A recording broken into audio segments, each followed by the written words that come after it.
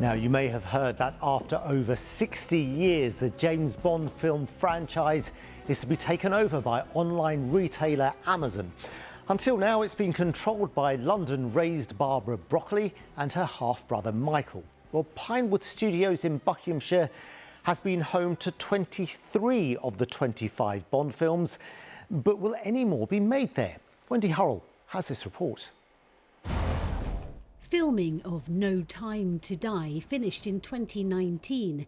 Fans had to wait another 2 years to see it after the pandemic. Now Bond could finally be back. The past isn't dead. Bring us up to speed on the latest of this James Bond saga. In 2022, Amazon did go into a co-leagues with the Bond producers, the Broccoli's, to take Bond forward, and that was 3 years ago, and it was a 50-50 stake and all of that. But right now, what Amazon have done is they've taken the steering wheel. The Broccoli's might be sat in the back seat looking over it, but it's a new steering wheel that's going to be very Amazon. You know, if we have all these spin-off TV shows, Money Penny Adventures, Gardening with Jaws, I'd watch it, and so would you. They could be done well. They could actually be good things. It's a quintessentially British franchise. Yes. Yeah. I mean, this building's been blown up several times on Bond films. Yeah, yeah. It's a London franchise as well. Are we going to lose that essence, do you think?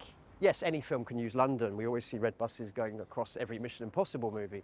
But there is a real British production DNA in the Bond films, and that involves Pinewood, that involves London, it involves the home counties, and London as a starring role. I don't think we'll lose London. I hope that Pinewood still is in the mix. Bond is part of their DNA. It's literally in the corridors and the roof tiles. I hope it goes back there. I mean, it's also the crews that can do a Bond film are linked to Pinewood, the stuntmen, the makeup designers, even things like catering.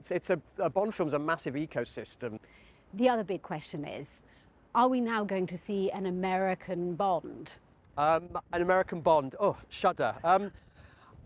There's a tiny part of me, a controversial part of me, that thinks that's not a totally wrong idea if it has to happen. But I really hope that Amazon just stick to the British DNA of the characters. Who would you like to see it be? I'm quite team Aaron Taylor-Johnson at the moment, just for lots of reasons. He's kind of an odd mix of Roger Moore and Daniel Craig. It has been 5.5 years since we had the last Bond film. Is this not actually a good thing for fans? Yes. Yeah, it's certainly, instead of Thunderball, it's been a big curveball, and a few fans are worried it's a wrecking ball. But Bond has to move forward. It's great to have all these DB5s and these nods to the 60s and the 70s, but Bond has to move forward. Otherwise, it's just a legacy brand. And Amazon have the skill and reach for that. As I say, they're not just air fryers and hair dryers. They do make movies. And they've got a little bit of money. So we could see a sort of more frequent turnover of films.